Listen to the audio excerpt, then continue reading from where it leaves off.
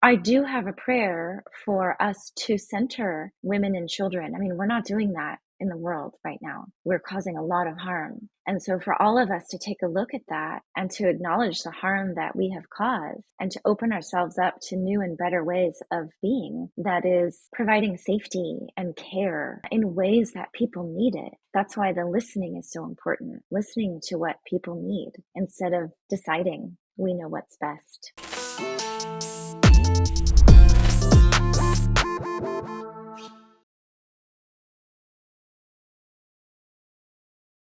Hello, everybody. Welcome to another episode of the Webdelics podcast, where we're on a journey to find out the truth about psychedelics and plant medicine, to get rid of the myths and to change the narrative.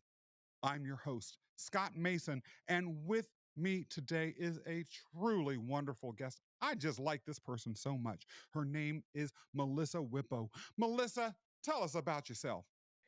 Hi, Scott. Thanks so much for having me on the Webdelics podcast today.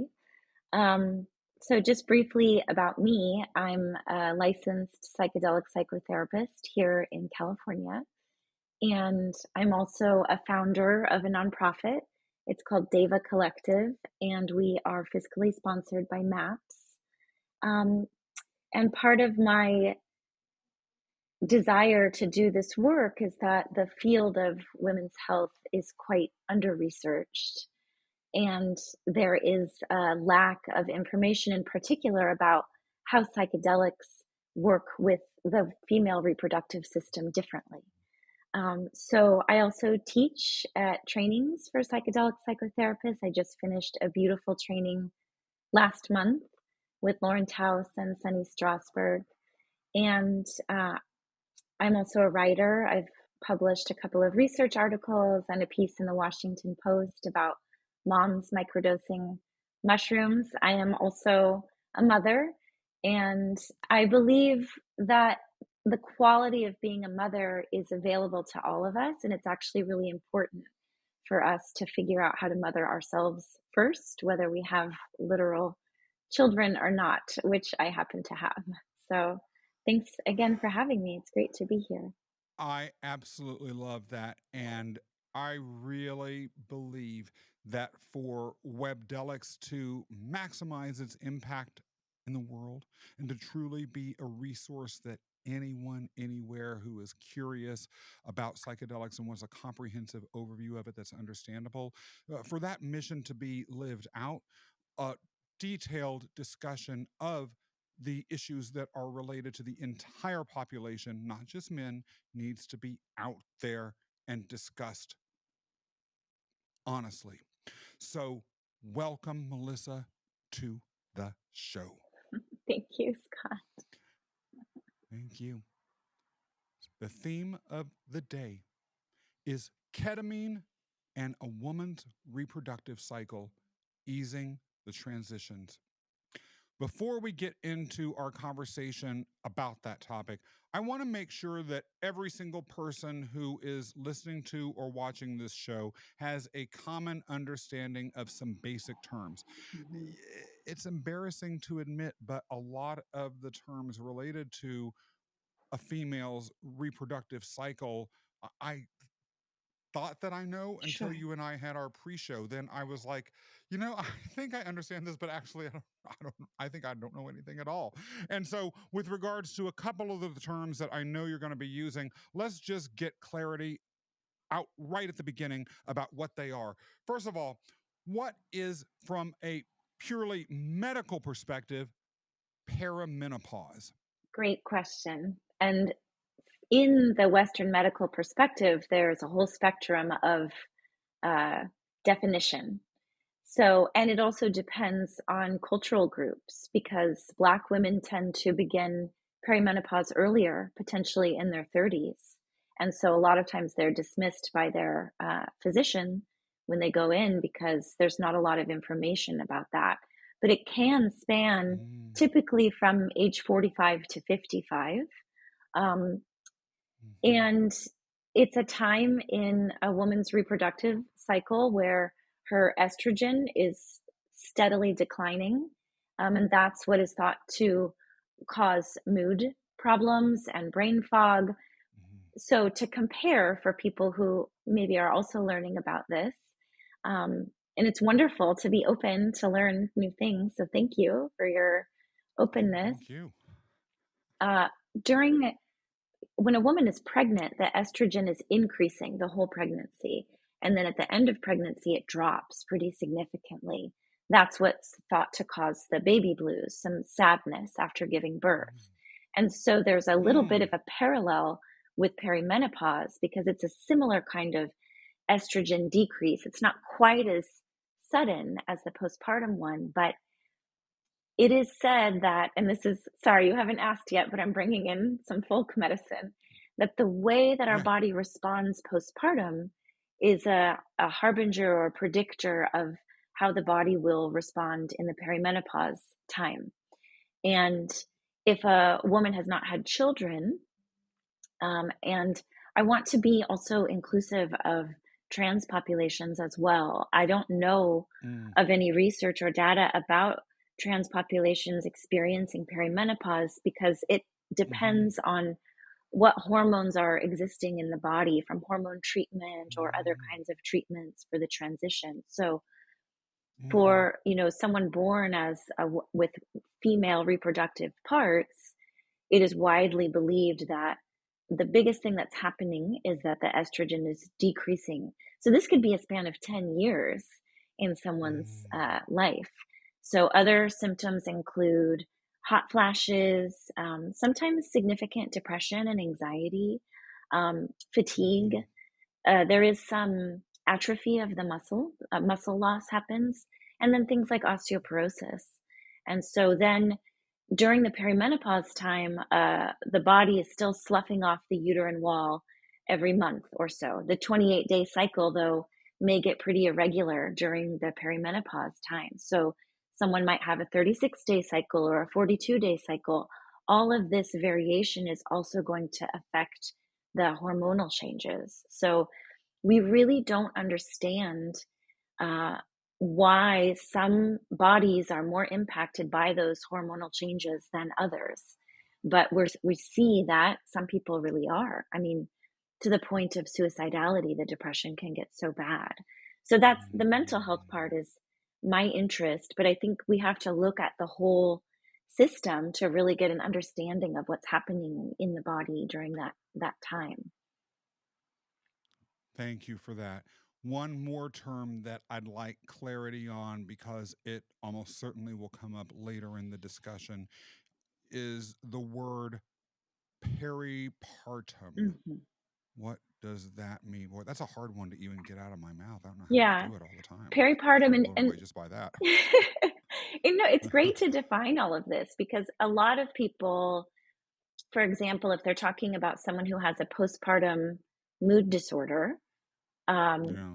people say they just say the word postpartum, and what they mean is Yeah. a postpartum mood disorder, or people will say PPD for postpartum depression, but actually we're talking about perinatal mood and anxiety disorders. And so the word peri encompasses the whole phase of fertility. So from the even Mm. from the fertility planning, because some people have to do some pretty significant fertility planning, and then the pregnancy, and then the postpartum period, which the American College of Obstetrics and Gynecology, or ACOG, defines as the whole first year after the baby is born. And a lot of us in the field Mm. include miscarriage in that, as you still are considered postpartum for a whole year, physically, emotionally, mentally, psychologically. So peripartum is the whole spectrum. I like to use perinatal. So there's, instead of PPD for postpartum depression, I like to use perinatal, so encompassing the whole thing from fertility to Mm. postpartum, mood and anxiety disorders. So that covers depression, Mm. post traumatic stress disorder, um, and other anxiety disorders and obsessive compulsive disorder. So perinatal, mood, and anxiety disorder. But peripartum is a much more inclusive word than postpartum. Postpartum is just talking about after the birth, whether you have a live baby or not. Right. Yeah. Thank you for that clarity. Mhm. You've discussed a little bit about what happens to women who may be suffering from some mental health challenges associated with these changes in the reproduction cycle. But do we know exactly why these mood disorders or these emotional or psychological challenges emerge? We don't. And I'm so glad you asked because this is one of those areas in women's health that's deeply understudied. I spent 10 years in the obstetrics clinic at UCSF. So that's the University of California, San Francisco, has a big medical center and a very large labor and delivery department, and sees, thousands of bodies who are trying to get pregnant. They have a separate fertility clinic. And so when I started that job, because I had been in a different role at UCSF before that, I had to do a deep dive. I was a mother at that time. I had two little kids. My daughter was only 9 months old. She just turned 14 when I started that job. And so I was still postpartum, according to the definition, but I didn't think of myself that way. And then I started seeing all these women who were postpartum and having postpartum depression. And I learned when I looked at the literature that the best guess that Western medicine has determined is that there's something about, it's not just the changing hormones that are happening, but there's something about the way that those changing hormones interact with the brain chemistry. And so that's why one of the treatments that existed before and still exists is antidepressant medicine, because it is believed that raising, perhaps the drop in estrogen is also impacting the brain's ability to make serotonin. So if we give the serotonin a boost, then maybe some of these postpartum folks who are having a hard time will feel better. And what I also discovered, over a decade of seeing thousands and thousands of postpartum bodies, is that the antidepressants didn't work for everybody. And even though the literature says that it's safe for breastfeeding, the literature is pretty limited. And then you factor in cultural beliefs and family norms and just overall the criticism on mothers taking medicine. And it gets really complicated. And, psychotherapy is another treatment, but it's not available to everybody unless you have good insurance that can pay for it, or you can pay out of pocket. And I'm a therapist and I don't take insurance.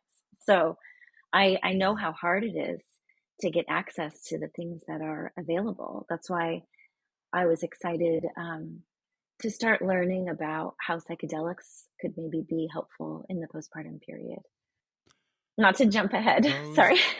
Yeah, no, I think you were going to jump right ahead into the same direction. Okay, Hey, good. those who have been watching this show on YouTube or listening to it on our various audio platforms, I'm sure have heard the refrain about the limitations of antidepressants before. It seems to be an ongoing theme. And even if you're not involved in the discussions related to the psychedelic renaissance, the extreme limitations, the side effects, all of the package of issues related to these drugs that supposedly help you with issues are becoming more and more a part of the public consciousness, and something that are no longer in sort of hidden away as something that you just see in a list of drug side effects when they're advertised on TV. People discuss this, and so this does seem to be the right place to jump into the discussion about psychedelics, because as those who have been watching or listening know, these substances can help with some of the same challenges that lead people to antidepressants. So, Mhm. talk to us a little bit about how on earth you found out about ketamine and psychedelics with pregnant women. Please, please, Melissa, don't tell me. I don't want to hear it if you do, that you were just like, on the corner somewhere passing out. Tripping ketamine to balls. strangers on the street. Some of them, right, were pregnant, and you were like, "Oh, that's cool. Let me follow up." There had to be something a little bit more clinical than that going on.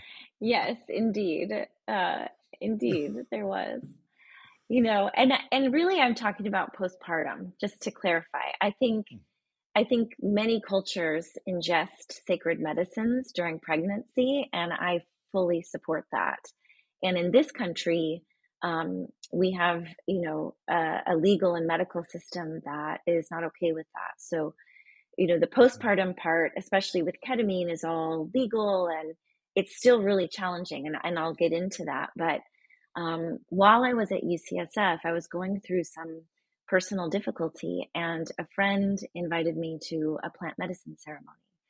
And I just fell in love, really, with the plants. And I was, Yeah, what caused you to fall in love with them? If I could just interject a well, question here, that's a very interesting statement, and I want to hear more about it. yes, it's a bold statement, but it's true. It was my experience, and it was with San Pedro medicine, the cactus that the psychoactive ingredient is mescaline. And at this point in my life, I've sat in both the tradition that I started with, which was with the Native American church, and then in the Andean tradition where they call the medicine wachuma. So Hmm. the people refer to that medicine as the grandfather, and I was hurting so deeply when I met that medicine, and I was received with so much love and healing that I became a believer. I drank the cactus juice and became a believer, and I didn't quite know what to do with it, but it was very helpful for me in my own process because I was still working at UCSF and seeing many, many patients and working with people in really challenging situations and trying to hold that while I was dealing with my own challenging situation and mothering my children and, all the things. And then that relationship led me to ayahuasca.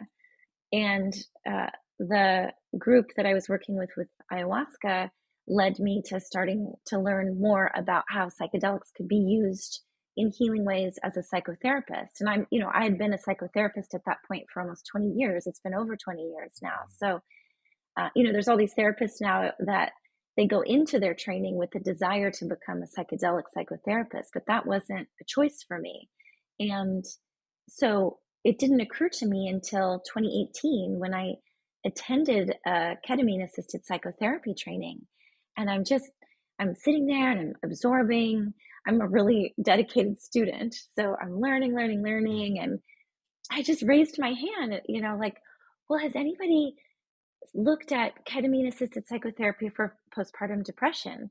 And Phil Wolfson was running that training, and he said, let's do a study. And I was like, what?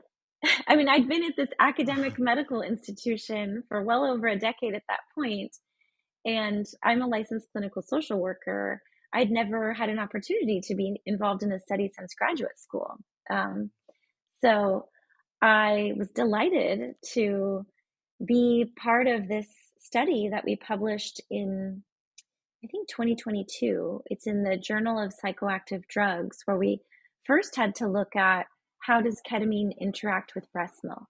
Because in order for it to be a viable option for postpartum patients who are lactating, um, because there Hmm. are some drugs on the market that require women to stop breastfeeding in order to receive the treatment. And that's a terrible decision for someone to have to make. And I, have sat with so many women who had to make that decision. Do I take this medicine to treat my mental health, or, and stop breastfeeding my baby? And there's all these stories and judgments about I'm going to not be able to bond with my baby in the same way, or I'm not going to be a good mother. There's a lot of that. And something about psychedelics and ketamine in particular, all that looping, all that recursive thinking of I'm not a good enough mother, I'm a bad mother, I'm not cut out for this, I'm not doing it right. There's a lot of that, more than people realize.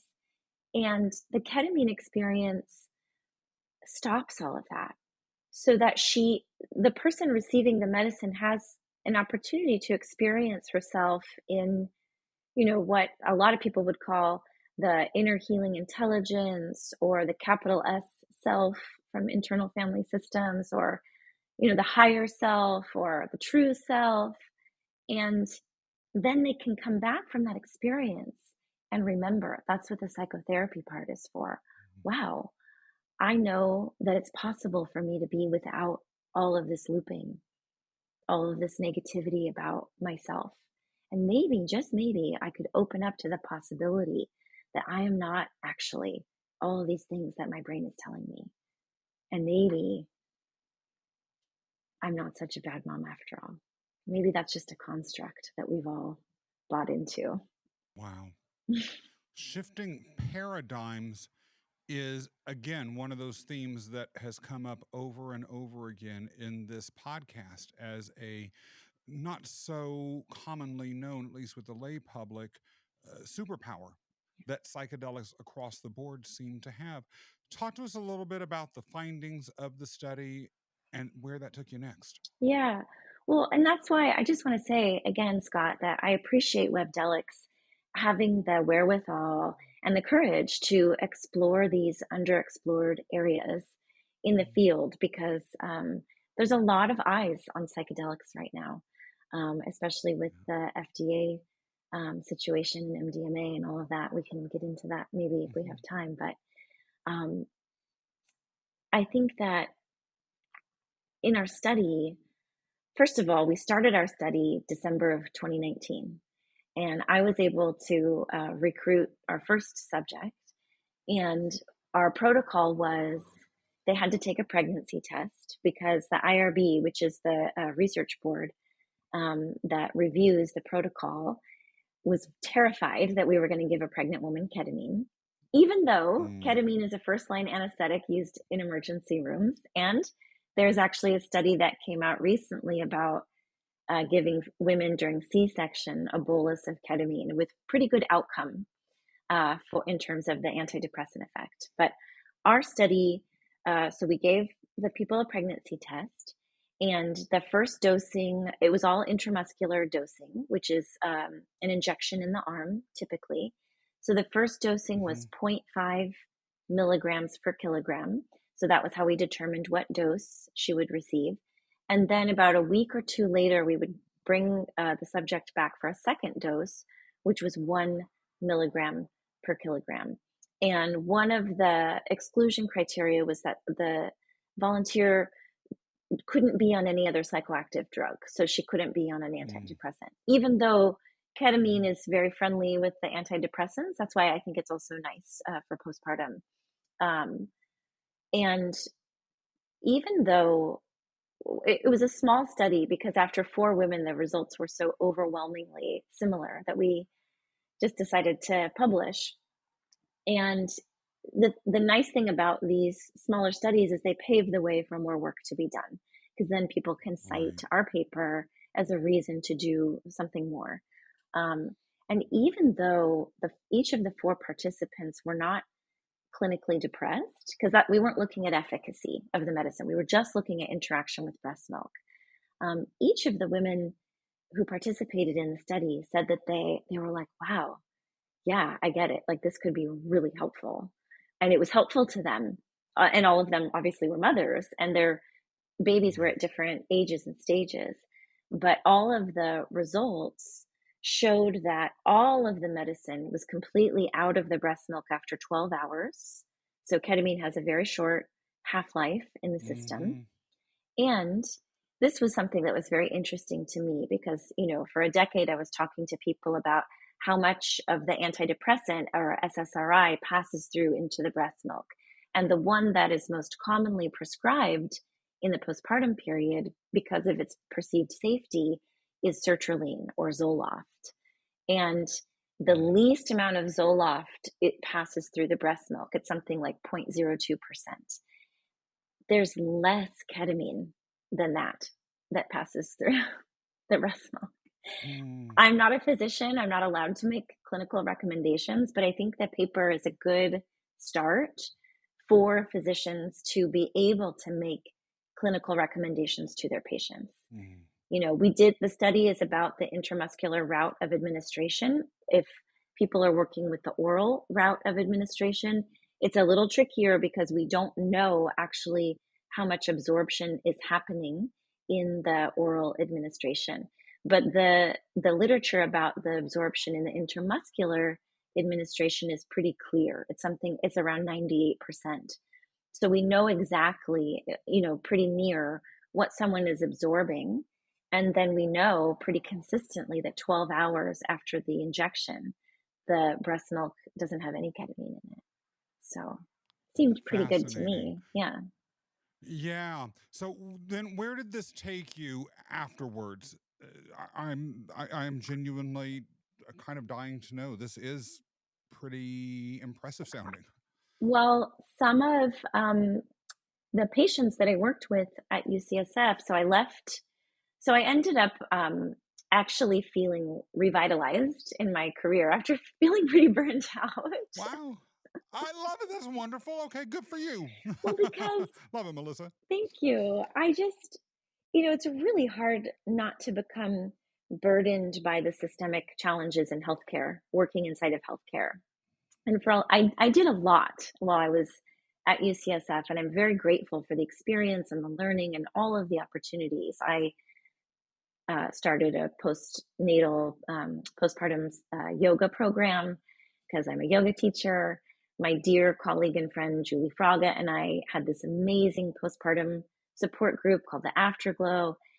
And yet, I was feeling burdened by the limited options for treatment. I was seeing people suffer. And then the pandemic happened, and it was so much more suffering. I just would show up. We're all Zooming from home, and yet I'm the person who's supposed to be hopeful. And it was just like, and so I left UCSF October of 2020 to more fully pursue ketamine-assisted psychotherapy work. And I worked in Phil Wolfson's clinic for 3.5 years. And the patients that I worked with at UCSF, they started reaching out to me. And just other postpartum folks started reaching out to me, and other OBGYNs. I'm so blessed to know so many amazing providers in the Bay Area. And so we just started talking about things, and I started working with patients offering ketamine-assisted psychotherapy in the postpartum setting. And what I learned was that this is when I started thinking about how, wow, these folks need way less medicine than other people. The kind of mainstream teaching at the time that I was learning in 2018 and, really from 2017 was that people were supposed to have big experiences. And it was the big experience in ketamine, people call it the ego dissolution or the ego death or the K-hole. That was what people needed for the big change. But what I was noticing was actually that less medicine softened the psychic field, if you will, and people could really connect with that inner healing intelligence or the true self. And for mothers, I was seeing how important that was. And for them to feel held, there's so much giving in motherhood. And I'm very fond of saying that we can't give from a place of emptiness. It's not possible, and it's certainly not sustainable. So there's something about for me, the lower dose ketamine experience that can be really profoundly healing and long lasting with the psychotherapy piece. The psychotherapy piece feels really important to me. So there are a couple of statements that you made in passing earlier that I wanted to briefly touch on before we move to the next subject of this discussion. First of all, you mentioned that you were a yoga teacher, and since the whole subject of the show so far today has been around ketamine, I have to use this as an excuse to call out an earlier episode of this podcast featuring a guest named Henry Kandel, who specializes in utilizing ketamine to enhance the yoga experience. It's a terrific episode, made all the more fascinating that Henry is also a high school physics teacher, so he's deeply steeped in the sciences. Then going past that, I also wanted to explore what you mentioned earlier about the taboo around giving medicine Mm. to pregnant women. I totally understand that, right? No one wants to administer something to a pregnant woman that could injure a fetus or cause birth defects or brain damage or anything weird like that. Yet you also mentioned, and this has been, I've done this, I've read this elsewhere, and I think other guests have probably mentioned this as well. These substances in particular have been administered to pregnant women for thousands of years. Yes. And as some guests have pointed out, right, like any clinical testing that we do, how is it going to compare from a um, proof of concept perspective to people who have been using it for thousands and thousands and thousands of years, right? Like, Yeah. do we need to really do a test to confirm that humans can digest beef when we've been eating beef since prehistoric times? Right. We kind of don't. So, do you think that this taboo that we have around giving medicine to pregnant women, at least medicines like the psychedelics that we know have been used on pregnant women for time immemorial, Hmm. do you think that that taboo will ever break, or do you think that's a good taboo for us to have? Mm. How does this all potentially play into the reproductive cycle impact of ketamine that we've been talking about so far? Yeah, it's a great question. There's so much conversation, really great conversation, important conversation right now in the field of psychedelics about bridge building, because there's so much appropriation of indigenous culture, and I think that comes from a real lack in the global north and in Western medicine for a lot of this information. So people are turning to ways that resonate with them, and Mm. that they find healing in. And I feel like it's actually really important, um, for this to shift and research is the way that we can do this. This is why I started a nonprofit to focus on women's health, and particularly the research and the clinical applications, because we're so lacking in these areas. Mhm. So I think the taboo, I think it's a really interesting, I guess, paradox, or uh, uh, a conflict, because, or contradiction, because the medical profession, will absolutely give a woman very heavy duty medicine. Like, I'm thinking about anti-seizure medicine, anti-convulsant Mm. medicine, antipsychotic medicine. There's a real risk versus benefit with each pregnant person about, what do I do? Is the risk of me having a seizure, is me having a seizure more damaging to the baby growing inside of me, or the potential side effect of the medicine? I mean, that's why it was amazing Mhm. for me to work with all these brilliant minds at UCSF and learn, to see families have to make these choices and go through these decisions. But, I had a physician, colleague and friend, reach out to me recently to just have a case conversation about a pregnant patient taking a very low dose of ketamine. And it was such an honor to me, because I'm not a physician. And yet, I Mhm. think these conversations are happening. They're happening in folk medicine circles. There's a lot of Mm. people. Michaela De La Mico is doing a study survey right now, and Eve Simonson also, collecting information from people who are willing to share their information. Did you work with psychedelic medicine when you were pregnant? This is how we can Mm. start to learn. Pam Mhm. Kriskow, who's a physician, with an organization called Roots to Thrive, she's been an amazing mentor and friend and colleague to me in this work. And we talk a lot about, um, how important it is to pay attention to what people are doing, and to learn from Mhm. that, and to make that legitimate science. It doesn't always have to Mm. be this double blind placebo thing. I mean, that's the whole Mhm. criticism of the MAPS work, this incredible work that MAPS has done over 30 years to even bring MDMA to the FDA. And they're not even talking about pregnant women. I mean, this is a whole different frontier, but Right. we should be talking about it, because there's so much information Read the body keeps the score, or my grandmother's hands, Wow. about the way that a baby is gestated has an impact on the person that they become and their attachment and the way their nervous system is constructed, the way that we're born.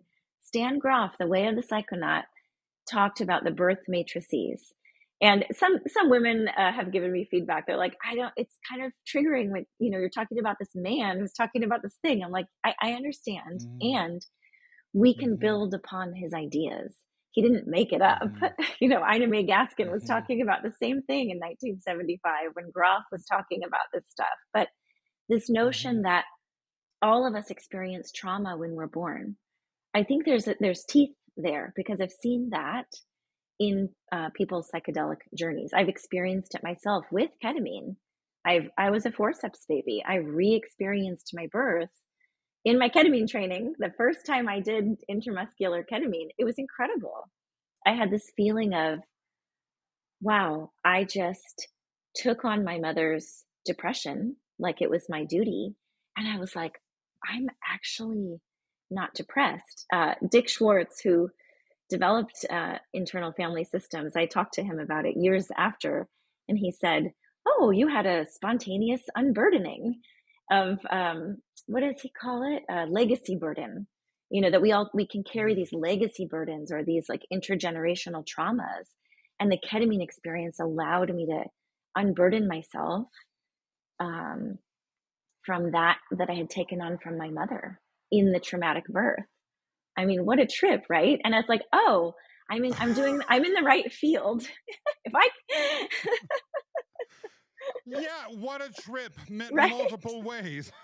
I've got to say, that's an important point because, at least to my ears, when you mentioned earlier that a lot of the issues with antidepressants are that they are. You may have to have health insurance in order to use them. They may not be easily accessible, and the talk therapy in particular that you may also want to avail yourselves of, and you mentioned you yourself as a therapist don't accept insurance, that can be even more expensive and more inaccessible, and it can cause a stigma in certain circles if people find out you're involved in it. And especially if, as yet again has repeatedly come up in this series, a lot of the traumas that drive people to not only live out traumas within their own lives, but then to cause traumas with other lives are due to behaviors that people either experienced or learned, um, and then passed on to their own children. This is a way to not only be a good mother by not being, as you mentioned, from an empty place because you're more healed, but also if you are lucky enough to have the sort of experience that you're talking about, to be able to break cycles in the future that yes, might have been impacting your own ability to be a good mother. And how, is there any other way? I am a man, so I cannot be and never will be a mother. But is there any other way to be a good steward of the future than to break cycles of destruction? right, exactly. Yeah, no, that's it. That's it. And to also recognize that, our we're really, well, at least I am. I'll speak for myself. I'm working toward collective liberation. This isn't about, like, I can share personal stories, but I almost feel like, our personal stories matter, but we're never separate from the collective story. And in my view, that includes nature and the earth and the plants. So the more we can be in harmony with one another, and a lot of that is by doing personal work, right? Breaking these cycles that keep us feeling in places of lack or scarcity, or disconnect. Depression to me is about disconnection, feeling disconnected from source, from self, from family, from society, feeling wrong. And I know a lot of mothers who feel pretty wrong.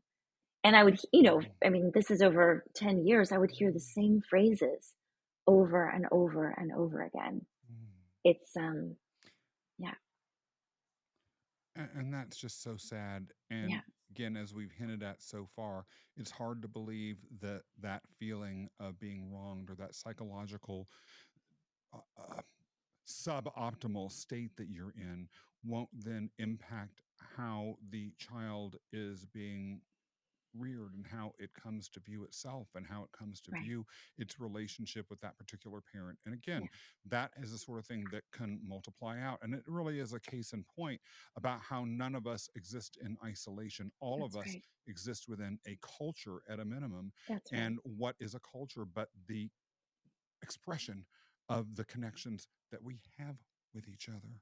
Mm. That's Melissa, beautiful, Scott. Thank you. oh, thank you. Making me feel like a poet. I might have to switch careers. No, don't worry. I'm not doing that Webdelics, I promise. At least I'll only do it as a side hustle. Now let's talk a little bit about perimenopause. Hmm. You mentioned San Pedro earlier. Hmm. You said that that was your one of your gateways into the world of psychedelics, Yeah. and it's my understanding that it is also a potential gateway into people that are experiencing some suffering due to perimenopause, um, to be able to begin to feel better. But did I hear everything right? And if so, correct me. If not, tell me more because I need to hear. Yes, you're perfect. You got it all right, Scott. And yeah, it's very exciting to me to be working on this study right now. So Deva Collective has an IRB, so we're in the midst of a review process with a board who's advising us. So we're rewriting our proposal right now.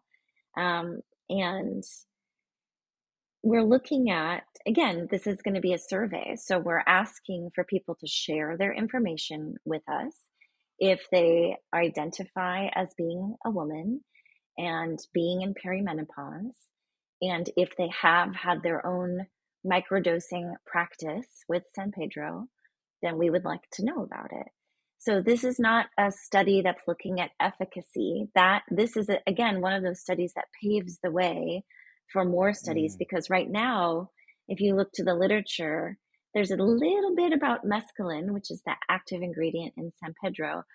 There's a little bit about Wachuma San Pedro. There's a little bit about perimenopause and menopause, but nothing about specifically microdosing San Pedro and looking at how it impacts that time period. And because I've read, the articles that do exist, which is about 30 articles, it's not much. So it was wonderful for me to discover that actually mescaline has a lot of anti-inflammatory properties. And a lot of the things that happen during perimenopause are inflammatory things like eczema, um, certainly the hot flashes, even the brain fog and the mood instability. All of that can be part of a inflammatory reaction. So it was exciting to learn, even though our study is not looking at efficacy. I hope that either we or somebody else can do the next study to look at the Mm-hmm. efficacy of working with this medicine during this phase of life. And I'm really excited for there to be another treatment option available. I mean, this is why this is, I'm a Gen Xer. All my Gen Xer friends and people that I've noticed, like Halle Berry and Naomi Watts, they're all talking publicly about this life phase because we're in it right now. And I keep hearing from women in this life phase, like, are you kidding? There's nothing. I mean, my physician is a wonderful person. And when I started talking to her about it, she offered me an antidepressant. And I said, no, thank you. I'm not Mm. depressed. I don't, that's not going to help me. Mm. What do you see, Melissa, as the future of these substances as part of a woman's overall navigation of the various shifts in her reproductive cycle? Do you see it as something that's routinely part of her care practice? Do you see that as something that there are special women's clinics for? Do you see that as something that you get through your counselor, or that is somehow brought in through shamanistic practices adjacent to medical practices, or something else altogether? Talk to us a little bit about vision here. Yes, please, Scott, all of the above. Everything you just listed, yes.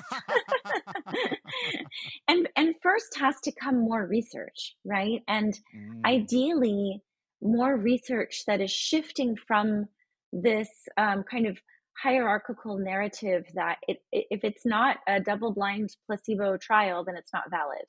Let's start Hmm. validating these survey collections and paying attention to what people are doing in real time. And that's how we can start to bridge Western medicine with honoring some of these indigenous folk medicine ways and providing access to more people. And I would be remiss to say that, my one of my prayers for the future is free and unrestricted access to abortion for all. I mean, this place that we're in with reproductive rights right now in this country is really challenging, and it has an impact because of this growing understanding of what happens to us at every phase of our reproductive cycle can be a predictor of how the next phase is going to go. So if I'm going from you know, uh, a really challenging time in my reproductive cycle, it's not a great setup or predictor for how I'm going to go through the next phase. So I would also like to see us be more holistic in the way that we take care of our reproductive cycles. And yes, be more integrative with involving plants and plant teachers and different folk medicine ways, and on not just taking from those traditions, but really being in conversation with the wisdom Mm. keepers who've been practicing in these ways forever, and humbling ourselves and saying, what can I offer you in exchange for your information? Not just take, take, take, and I want to patent this. How can we Hmm. share Hmm. this information in a good way for the benefit of all? Because everybody is impacted by women's health. It's not just people in these bodies.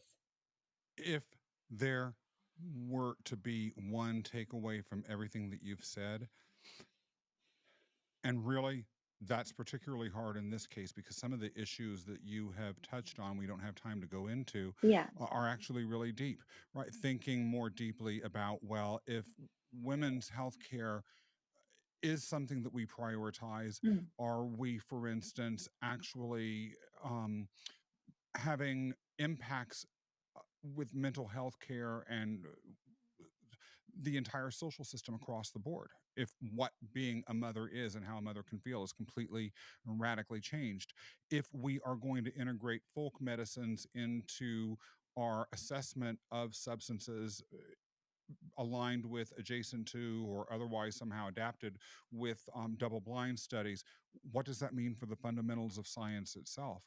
And what does all of this mean when it comes to looking at assumptions around uh, what sort of medicines we give to whom and under what circumstances?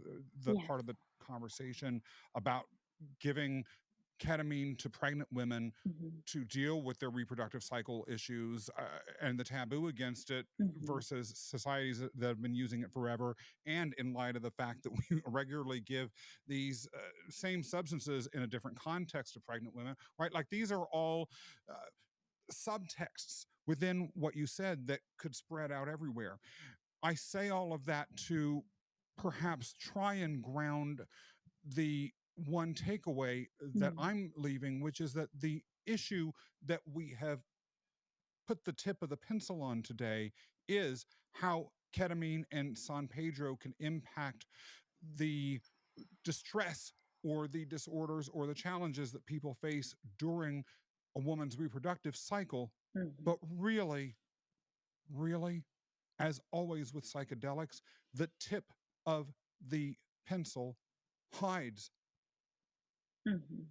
an entire instrument Mhm. that's massive Yeah. and can rewrite a lot of things Yeah. in places we might never imagine. Yeah. Melissa, what might be a final takeaway that you'd like to share or that you would like to reiterate? Yeah, and again, that's really beautifully said, Scott. I do believe that we're in a massive paradigm change. I'm not alone in this belief. And I've heard it called the great turning, a big shift in consciousness. There's the legend of the eagle and the condor, the ways of the north and the ways of the south. And there is this reckoning, right? And so I do have a prayer for us to center women and children. I mean, we're not doing that in the world right now. Mm-hmm. We're causing a lot of harm. And so for all of us to take Mm-hmm. a look at that and to acknowledge the harm that we have caused and to open ourselves up to new and better ways of being that is providing safety and care in ways that people need it. That's why the listening is so important. Listening to what people need instead of deciding we know what's best. You know, it's a massive shift in consciousness, but I believe we're it's happening. We're doing it. We're capable of it. It's really possible, but it requires a lot of collaboration. So these conversations give me a lot of hope that people even want to talk about this. So I'm grateful to you and to Webdelics for having the courage to have these conversations. Actually, on the subject of listening, Melissa, Mm-hmm. I'm grateful both on my own behalf, Mm-hmm. on the behalf of Webdelics, and Mm-hmm. on the behalf of the audience for having the chance to hear and have this conversation with you. Where can we find out more about you? Tell us a little bit more about things that you've got going on. Yes, please visit our website. It's Deva, DEVA collective.org. Deva is a Sanskrit word, it means shining one. And you can find out about us. And also, there's a donate button. We're still fiscally sponsored by MAPS. So 10% of your tax deductible donation goes to support their good work. And we're really grateful to have their support as our fiscal sponsor. My website is melissawippo.com, and that's where you can learn more about my training and my background and what I offer clinically here in the Bay Area and virtually. Yeah, and I'm, just recently part of an email listserv for ketamine practitioners. It's called Psyche, PSY, capital KE. And if you go to Raquel Bennett's website, which is KRIA with a K, KRIYA, KRIAinstitute.org, I think, you'll find it. You can click on a button if you're a ketamine clinician and you want to be part of this nice community of sharing and support. Please find us. I absolutely love it all. Thank you for passing that information on. For those of you who are listening or watching, if you enjoyed today's episode, please, if you're watching it on YouTube, be sure to leave a positive remark. And of course, subscribe to our YouTube channel. And if you are listening on an audio channel, leave a 5-star review for us. Make sure you subscribe. And then, regardless of where you're listening or watching, be sure to tell all your friends and everyone that you care about what we're doing because we want to get the word out. Also, be sure to go to all of our social media channels, Instagram, Facebook, LinkedIn, and follow us there. Then, after you've done all that liking and subscribing and commenting on every single thing that we say and do, please go to our website at webdelics.com. That's WEBDELICS.com. Subscribe to our email list so you can get up to date, accurate, scientifically valid, human-centric stories about psychedelics and plant medicines and how they can change the world and how they're changing the world right now.